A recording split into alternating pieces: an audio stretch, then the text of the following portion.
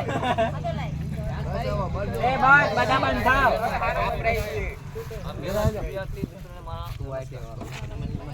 ગમે તે કરી લે.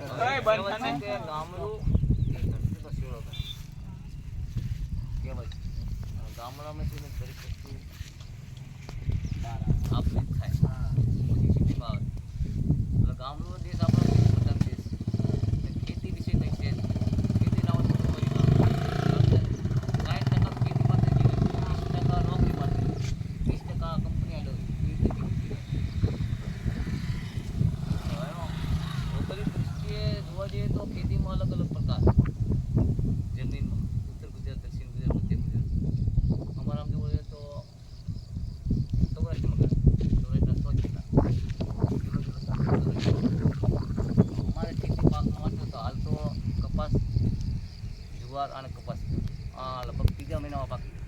અને બીજી બહુ લાંબી પિયત કરવાનું આવતું આમાંથી 3 વસ્તુ પેદા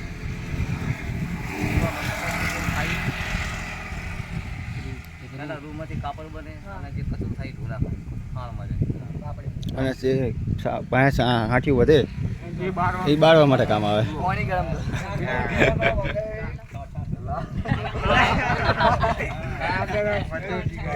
વાત કરું આ કપાસ ચાલે પહેલા કોઈ ખબર નહીં હોય છે તમે કોઈ ચોપડી નહીં ઇતિહાસ વાંચી લો કારકસી નામની એક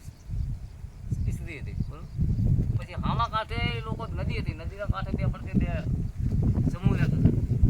પછી આ લોકોને આ છોડીને આમાં વ્યક્તિ કાંઠે એને બેને પ્રેમ થઈ કારપસી ને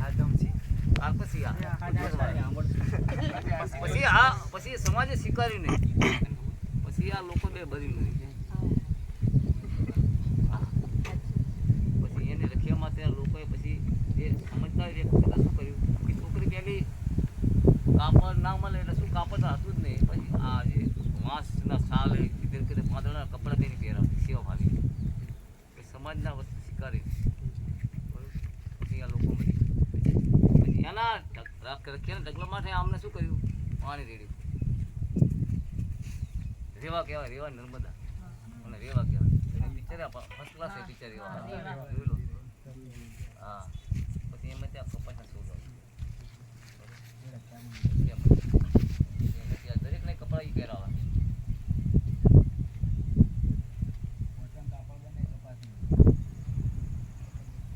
અને ગામડાનું જીવન કેવું હોય આમ લાગે તમને ઓલું લાગે બાકી દરેક વસ્તુનો અનુભવ થાય રાતે ત્રીજી લાઈટમાં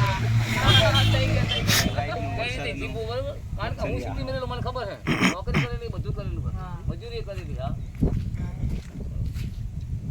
શિક્ષકો ભેગા રહેલા છે